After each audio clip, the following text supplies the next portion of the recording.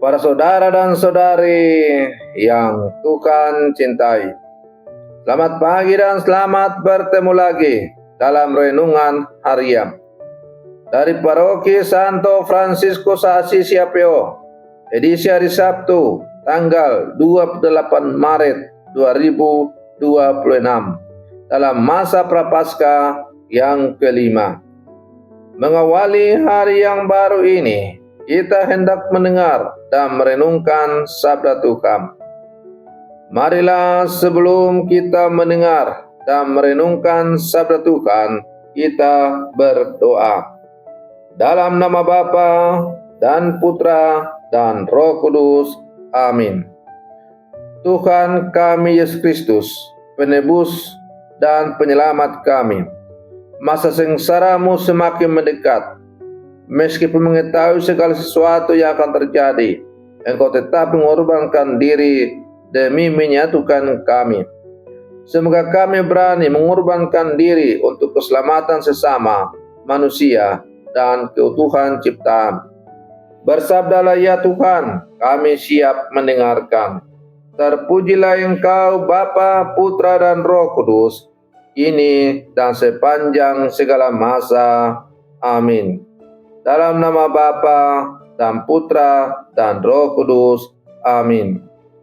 Para saudara dan saudari yang Tuhan cintai, sabda Tuhan yang hendak kita dengar dan kita renungkan untuk mengawali hari yang baru ini diambil dari Injil Yohanes pasal 11 ayat 45 sampai 56. Tuhan bersamamu. Inilah Injil suci menurut Yohanes. Banyak di antara orang-orang Yahudi yang datang melawat Maria dan yang menyaksikan sendiri apa yang telah diperbuat Yesus terhadap Lazarus percaya kepadanya. Tetapi ada juga yang pergi kepada orang-orang Farisi dan menceritakan kepada mereka apa yang telah dibuat Yesus itu. Lalu imam-imam kepala dan orang-orang Farisi memanggil mahkamah agama untuk berkumpul. Mereka berkata, apakah yang harus kita buat? Sebab orang itu banyak membuat mujizat. Apabila kita membiarkan dia, maka semua orang akan percaya kepadanya. Lalu orang-orang Roma akan datang dan merampas tempat suci kita serta bangsa kita. Tetapi seorang di antara mereka, yaitu Kayafas, imam besar pada tahun itu, berkata kepada mereka, kamu tidak tahu apa-apa, kamu tidak insaf bahwa lebih berguna bagimu jika satu orang mati untuk bangsa kita daripada seluruh bangsa kita ini binasa. Hal ini dikatakan Kayafas bukan dari dirinya sendiri, tetapi sebagai imam besar pada tahun itu. Ia bernubuat bahwa Yesus akan mati untuk seluruh bangsa, bukan untuk bangsa itu saja, tetapi juga untuk mengumpulkan dan mempersatukan anak-anak Allah yang tercerai-berai. Lalu mulai dari hari itu mereka sepakat untuk membunuh dia. Karena itu Yesus tidak tampil lagi di muka umum di tengah orang-orang Yahudi. Ia berangkat dari situ ke daerah dekat padang gurun, ke sebuah kota yang bernama Efraim. Di situ ia tinggal bersama murid-muridnya. Waktu itu hari raya Paskah, orang Yahudi sudah dekat, dan banyak orang dari negeri itu berangkat ke Yerusalem untuk menyucikan diri sebelum Paskah itu. Mereka mencari Yesus, dan sambil berdiri di dalam bait Allah, mereka berkata seorang kepada yang lain, bagaimana pendapatmu? Apakah datang juga ia ke pesta? Demikianlah sabda Tuhan. Para saudara dan saudari yang Tuhan cintai, sabda Tuhan hari ini yang baru saja kita dengar membawa kita pada sebuah ironi yang sangat dalam. Setelah mujizat besar kebangkitan Lazarus, banyak orang mulai percaya kepada Yesus. Namun di saat yang sama, para pemimpin agama justru merencanakan untuk membunuhnya. Kebaikan dibalas dengan kebencian, air susu dibalas dengan air tuba. Kehidupan dibalas dengan rencana kematian. Disinilah kita melihat bahwa semakin terangnya karya Tuhan, semakin nyata pula penolakan manusia. Masa Prapaskah membawa kita semakin dekat pada misteri salib, jalan kasih yang tidak selalu dimengerti, bahkan sering ditolak.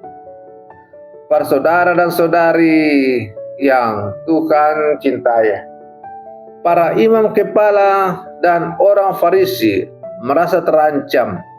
Mereka berkata, jika kita membiarkan dia, semua orang akan percaya kepadanya.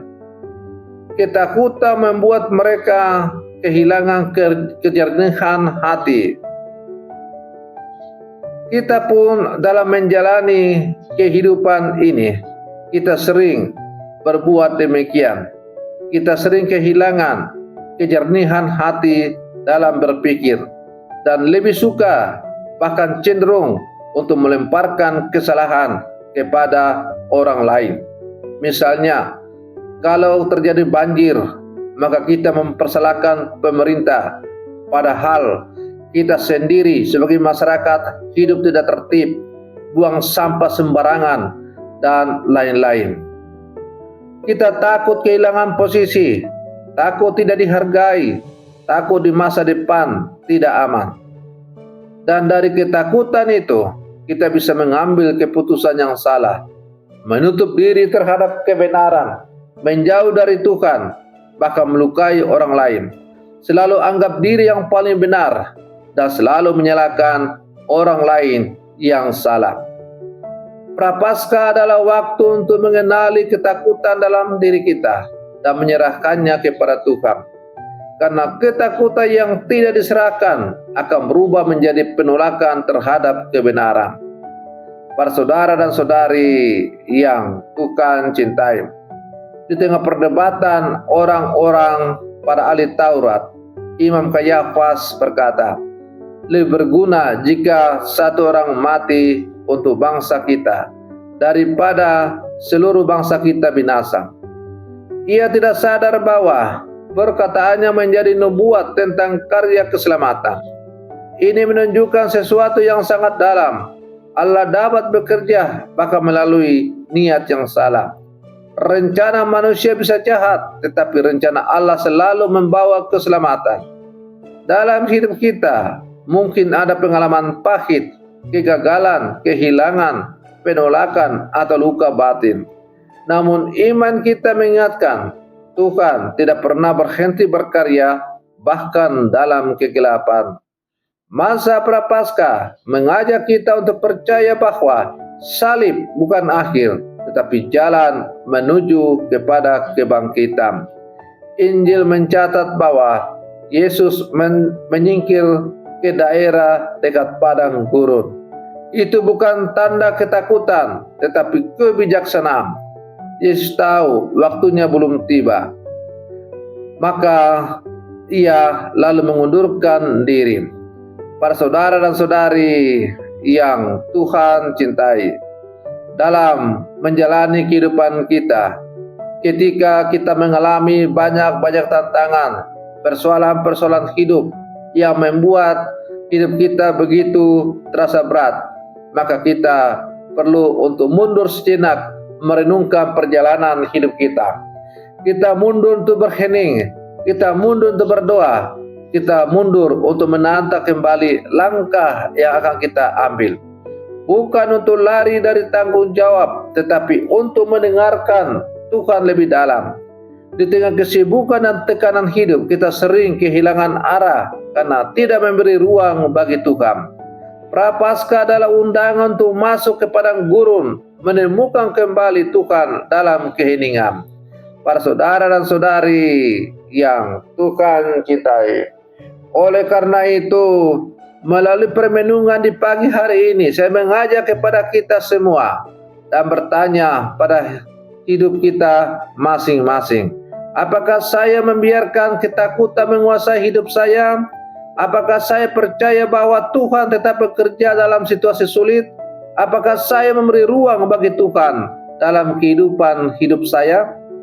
Mari kita berlangkah bersama Kristus menuju Paskah dengan hati yang lebih percaya, terbuka, dan lebih siap untuk mengikuti kehendak-Nya.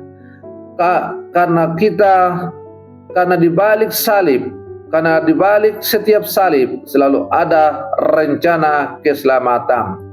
Para saudara dan saudari yang Tuhan cintai, semoga permenungan saya di pagi hari ini semakin menghantar kita untuk bangkit bersama Kristus yang telah jaya untuk mengalahkan dosa-dosa dan membawa keselamatan kepada manusia.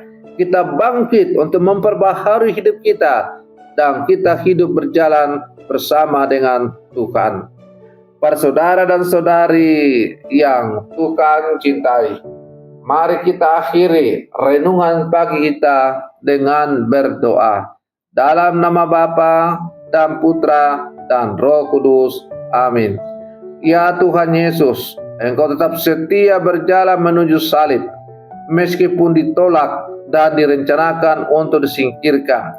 Kami sering dikuasai oleh ketakutan dan mengambil keputusan yang menjauhkan kami dari kehendak-Mu. Ampunilah kami ya Tuhan, ajarlah kami untuk percaya bahwa Engkau selalu berkarya, bahkan dalam situasi yang gelap dan sulit. Berilah kami hati yang tenang, agar kami mampu menemukan Engkau dalam keheningan dan mendengarkan suara-Mu di dalam hidup kami. Tuntunlah kami di masa prapaskah ini Tuhan, agar kami semakin berani mengikuti jalan-Mu, meskipun harus melalui salib. Kami percaya ya Tuhan, bahwa kasih-Mu lebih besar daripada segala ketakutan. Doa ini kami sampaikan kepadamu dengan pengantaran Kristus Tuhan kami.